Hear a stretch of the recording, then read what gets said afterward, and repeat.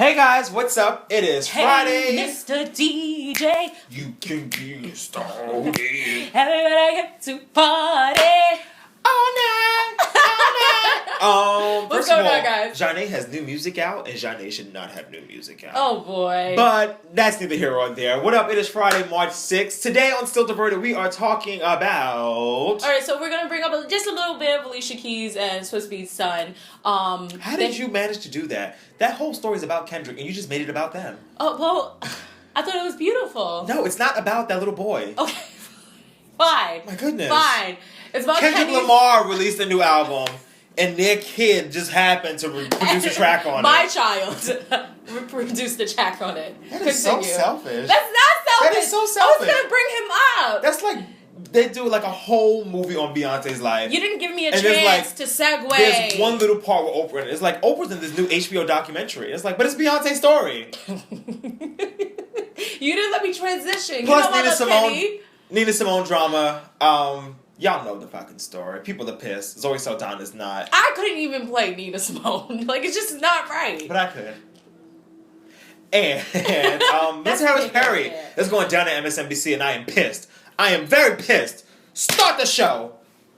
Took a long time to fall. Okay, start the show. Back to life. Back to reality. Back to life. Oh boy. Anyway. What's going on, guys? All right, so Kendrick Lamar. Yes, 2 points for Kendrick. So Kendrick Lamar last night released a new album called Untitled Unmastered. It's really good. I'm listening to Kendrick's music and I'm just like, okay, this is a good caption. This is a good, like, I'm saving his lyrics to my notes. Mm-hmm. So I'm like, pip pip, hooray! Like all the, all this stuff that he's like saying. It's just like good captions, great captions, Kendrick. So released last night on Spotify. It just popped up, and actually funny enough, early in the week they were like, "Oh, there's going to be a TDE artist that is going to be releasing a surprise album." Like a lot of people thought it was going to be SZA because SZA. Oh, okay. I thought you said Sizzla. No, not. I think people just say SCA though. I think people say SZA. People say SZA. I think it's SCA. You know I'm not cool. Please comment if you're watching. Definitely please get me together. Comment. Because she definitely just asked me like right before we did 3, 2, 1 action. Like, what's the last new music you listened to? And I was like, Formation. And that was like easily like almost a month ago now. And shout out to Alicia Keys and Swiss Beats' son. They had actually right like he was on a 5-year-old that like produced a whole track and produced some fire shit. Right, and if you look at the way the songs are titled, it's all like Untitled, Unmastered, something like that. Yeah, it's like Untitled 1, Untitled 2. Right, but they all have a date attached. So one says like 8/14/2014. Yeah. And the one that you could tell that Swiss Beats' son Egypt did is the 2016 one. So I don't know where all this music is just coming from, but 2 points for Kenny. But yep, 8 tracks, so 2 points for them. Or 2 points for Kendrick, yeah, that's what's up. He definitely Beyonce Joel. He was like, first I'm gonna come out here and do my own formation, then release my own album and not tell nobody, and then I'm gonna marry Jay-Z. Niggas was like, and what? Then I'm like, wait, what? What you gonna do? Exactly. Alright, so moving on, the biggest story of the whole week, which is so fun because when you sent me this story, she hit me up in text and she was like, "Oh, you sound very windy right now." Me? Yes. Wow. You're like as if I'm Suzanne or like I'm one of the boys. And you're just, but you sent me the story. Okay, this is true. Go ahead. Anyway, so my team sent me the story. Exactly right. Breaking news, 2 a.m. I'm like, what is this? I can barely open my eyes. No. So she sent me the story and she was like, "Oh, did you hear about the Nina Simone thing?" Mm-hmm. Now, we've been working together a long time. Long enough where we have seen stories come and go. So when you sent me this story, I was like, but sometimes I over-exaggerate, as you know if you watch the show often enough. So I was like, I heard about this story like 2 years ago. But and I was like, maybe it wasn't 2 years. Maybe it was just like a couple of months. And I'm just ODing because my life moves too quickly. But come to find out, this story did come out like 3 years ago about about Zoe Saldana playing Nina Simone in this biopic. And they're really going through with this. Nina. For those who don't know who Nina Simone is, she was a singer. Do your Googles. Right, and I'm feeling good. Yes, not Jennifer Hudson, not Weight Watchers. Not Nicole Schwarzschild, whomever. Nicole Scherzinger did that too, that song? Yeah, you remember on when she was in the group? Don't ya? Dollhouse No, what's the group? Pussycat Dolls. And that was one of the songs on the track. Was it? Yeah, it sounded really good, but it wasn't her. Or Michael Bublé or Bublé. Michael Bublé. Shut up, you know what I'm talking about. Michael Bugles, like the chips that I love to eat. Nina Simone was a singer, but she was also an activist, and what she stood up for were for things like colorism, something that she had issues with growing up as well, like being darker skinned, full lips, full hips. I love my fat ass. I love my, Jackson 5 nostrils. Right, my kinky hair, and my almond shaped eyes, and that she caught a lot of flack for that, during that time. Now, coming into modern day world, 2016, we coming out with the Nina Simone movie. Like you said, everybody's heard about it. Yeah. But we didn't think it was, really going to go down. Yeah, I thought they, shelved it. I thought they heard what we all had to say 3 years ago, and they were like, all right, let's just fall back on this. Right, and even Zoe, I read an article with Zoe Saldana. Zoe, yeah. Who is, Zoe. Right, I don't know, because of her, because of her at name. I keep seeing it, so it's like Zoe Saldana, So I'm like, hey, Zoe. Mm-hmm. Who we don't have issues with. Well, you speak for yourself, right? Because I don't think she's that great of an actress. That's not the point of this story. See, okay, before I get into that, let me finish. So Zoe said in the article. Zoe said in the article. Shout out to all my Haitians out there. Zoe said in the article that she did not like the vibe of the casting and the directors, and she wasn't feeling it. This is 3 years ago. Right. This is when the movie was first coming out or first being talked about. Right. And I've talked about this with a lot of other people, and they feel like, well, she couldn't get out the contract. She already put herself in there.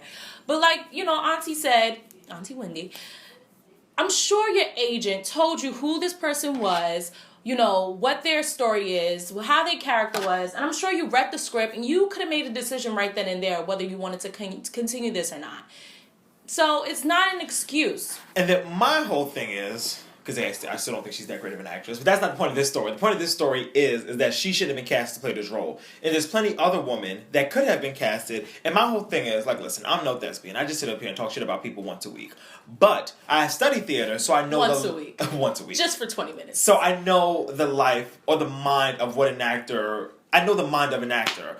When someone comes up to you and says, hey, I want you to play this role, even just as minimal as a high school play, sometimes you have to know yourself well enough to be like, oh, listen, this is not who I am. Let me be like, I want you to play this really serious, murderous doctor. And I'm like, I'm not a murderous doctor. Right. Yep, a serious. I'm not a serious. Yeah, I'm not even a serious.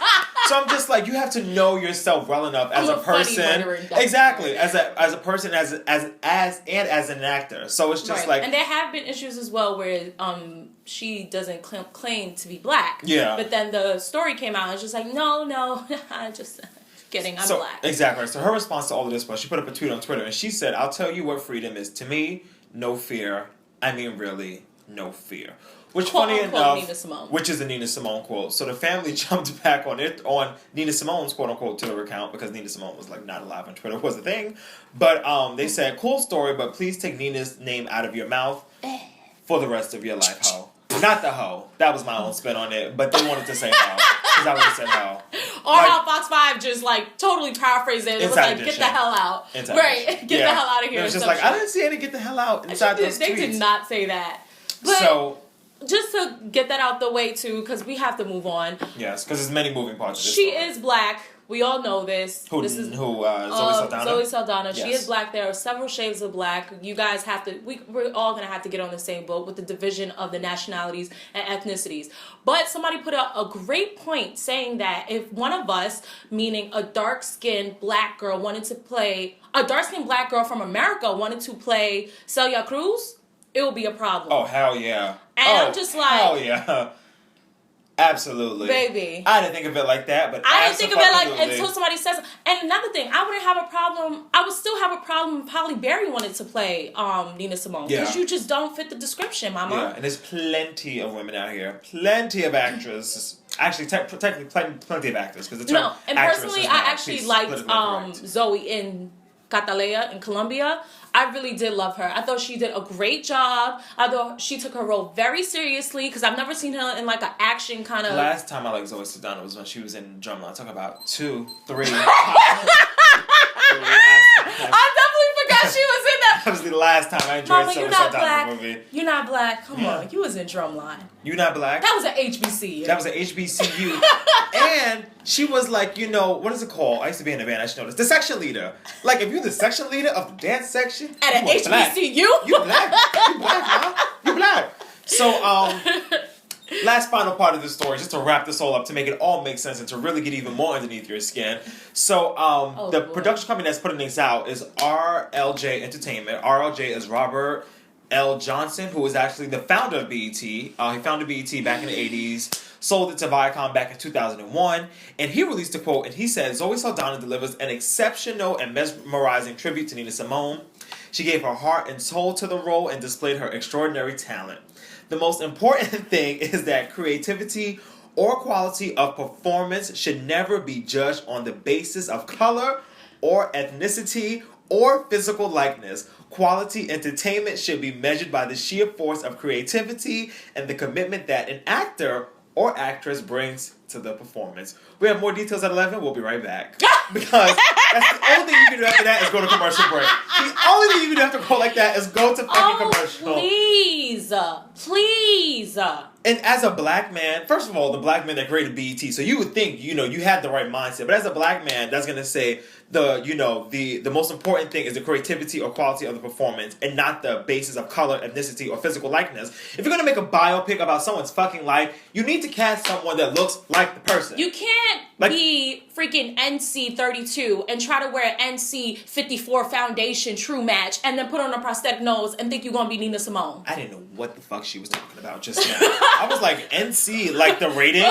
Like no children under 17? All my makeup kitties out there. Like, you know what I mean? Even when I put on that, like, a darker foundation, I'm like, okay, now I'm looking a little too orange. Word. And it just doesn't look right. It's not right. Just not right. And you know what? I didn't want to make any comparisons at all because this is not about, you know, any other black actors who play lighter actors or darker actors.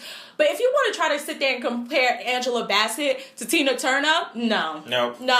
You can't. You can't. You can't at all. Okay? And just for the record, Angela Bassett is Tina Turner. Like, when I see Tina Turner, I see Angela Bassett and vice versa. And if Zoe is going to be looking like that at 50, maybe I'll change my mind. But you know what? You don't have to watch this whack-ass movie. And I haven't even seen it, and I know it's whack. But you don't have to watch this whack-ass movie. There's a great documentary that I have seen on Netflix titled Nina Simone something. Yeah, I heard that was and it gets into all her tea. Her daughter's up there not talking not so nicely about her mother. Not that she's shading her mother, but she's keeping it a buck. But she was not crazy about Zoe playing Nina as well. Oh, yeah. Well, I mean, listen. Look who runs the Twitter account. So, there you go. All right. Really, one quick thing before we run out the door. Are you familiar with Melissa Harris Perry? No, I was just gonna ask you to pull up a picture. So Melissa, all right. Well, you hit the Google. Matter of fact, I'll do it really quick. You hit the Google. No, I wanted to play that song for our video. Oh, too late now. All right. So Melissa Harris Perry. Oh yes. My girl. Did you see the bag of chips we just passed by? So Melissa Harris Perry was with her box braids. I so adore Melissa Harris. Like, she's like the real Being Mary Jane. No, for real though. Every time I watch Being Mary Jane, I'm like, this is Melissa. This is Melissa. Like, why did I have to show about Melissa Harris Perry? Of course I know Melissa. So Melissa Harris Perry, from MSNBC or formerly of MSNBC, has now been let go. And this comes after several weeks of drama with her, between her and the network. So, if you're not really familiar, I'll recap it really quickly. So, she has a show weekend mornings, show focused around politics, but focused more so around people of color and women in politics, which, if you watch any of those weekend shows like Meet the Press or This Morning ABC or whatever else that comes on those channels, it's very... The demo they're trying to reach are, white males, 25, 54. So I've always enjoyed Melissa's show because it's always provided a fresh voice in this world of politics or whatever. So for several weeks, the show was being preempted and she was, they kept overriding her show to put on other network, coverage stuff for the election, but wasn't having her host it. So I thought that was kind of weird at first. And pretty much the whole thing boiled down to is that she felt like she was being used as a puppet and almost like as a tool for MSNBC. So she was just like, I'm moving on. Exactly. Like, you only want me to, do things that are going to benefit you, but I can't talk about the things that I really want to talk about. Right. So like when Formation dropped, she was like, oh, and Melissa's she's a stan. Like she's a huge stan, which I've always appreciated. But she's a huge Beyonce fan. So when Formation dropped, the next day she was like, I want to talk about it because, Formation dropped on a Saturday, her show was on Sunday. So she was like, oh, we'd love to talk about Formation. They were like, maybe she should talk about like Jeb Bush and everything that's going on with, whatever Iowa caucus, or there was some caucus going on. You can't tell a stand not to talk about Beyonce. Ding, ding, ding, ding, ding. So, One. And it was just like, they were like, no, you should kind of not do that. She's like, listen, this is Melissa Harris Perry. Like, you don't own Melissa Harris Perry. Beyonce, you need to compensate. She lost her job because of you. Well, I wouldn't go that far. But, yeah, so pretty much she didn't, comply to that. And they were not happy about that. And, like, several weeks after that, Melissa was MIA. So the word just came out earlier this week that she was let go. And she wrote, like, this long email to them. And she was basically like she said, she's like, I'm not a token, I'm not a mammy, I'm not a little brown bobblehead. So I'm not a mammy. Yeah, and that's deep. 2 points for Melissa. Melissa's going to be fine, y'all. Melissa, she does not own by MSNBC. They don't own that. I don't know if they own the brand, but according to her, they don't own the brand or, obviously, Melissa Harris Perry. So I'm sure she'll be fine. Oprah, bring. Call up your girl Melissa. She has a great smile. She does have a great smile. She just lights up. I almost wish that she could go to another major network and not go to like one of our networks, like OWN or like TV One. But I feel like that's where she'll end up. But listen, as long as the voice is big, as long as the voice is, we need voices like this in the space because I'm not that voice, so we need these voices. Like we're just still diverted. Exactly. And on that note, thanks for watching. Make sure you hit the subscribe button in the corner. We appreciate you for watching, as always. Shimmy, shimmy. Have a great weekend. Come on, show us some titties for the weekend. Show us some titties. That is show us some titties. All right. Thanks for watching. See you guys next week. Peace out.